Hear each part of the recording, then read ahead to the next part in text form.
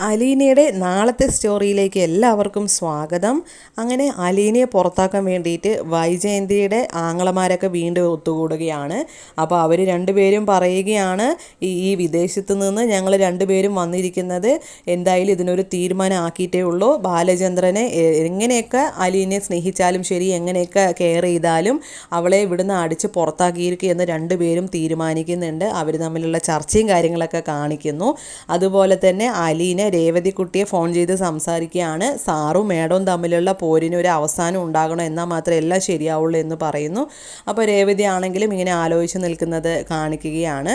അപ്പോൾ ഇവർ തമ്മിലുള്ള പ്രശ്നങ്ങളും കാര്യങ്ങളൊക്കെയാണ് നാളെ കാണിക്കുന്നത്. അപ്പോൾ രണ്ട് ആങ്ങളമാരോടും ചേർന്നിട്ട് മുത്തശ്ശി പറയുകയാണ്, നിങ്ങൾ എങ്ങനെയൊക്കെ പ്ലാന് വർക്കൗട്ട് ആക്കിയാലും ശരി, അലീനെ ഉപദ്രവിച്ചുകൊണ്ട് ഒന്നും തന്നെ ചെയ്യരുതെന്ന് മുത്തശ്ശി അവരോട് സംസാരിക്കുന്നു. അതുപോലെ തന്നെ നാളെ അപ്പോൾ വൈജയന്തിയുടെ ആങ്ങളമാരും ബാലേന്ദ്രനും തമ്മിലുള്ള ഒരു നേർക്ക് പോരാട്ടം തന്നെയാണ് നടക്കാൻ പോകുന്നത്. അലീനെ പുറത്താക്കാൻ കച്ച കെട്ടി ഇറങ്ങിയിരിക്കുകയാണ് വൈജയന്തിയുടെ ആങ്ങളമാർ. അപ്പോൾ ബാലേന്ദ്രൻ ഏതായാലും അലീനയെ പറഞ്ഞുവിടാൻ സമ്മതിക്കില്ല. അപ്പോൾ ഈ കാര്യങ്ങളൊക്കെയാണ്